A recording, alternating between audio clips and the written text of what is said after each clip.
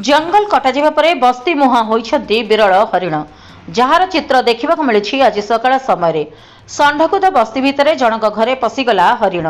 हरिण घरे पसि जाइतिबा नै खबर प्रचारित हेबा परे स्थानीय लोक उद्धार करिया परे समुद्रकूल जंगल ले छाड़ी दैछन्ति।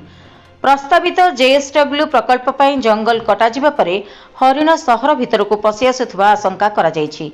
विगत दिन में ढिंकिया चारिदेशर विभिन्न स्थान में अनेक हरिणक मृतदेह मिलता बेले अनेक हरिण को उद्धार करी वन विभाग को हस्तांतर करथिबा बेले आज सकाळ समय उद्धार होइतिबा विरल प्रजातिर हरिण को जंगल छड़ा जिबा परे एही हरिणर सुरक्षा नहीं प्रश्न उठिछि।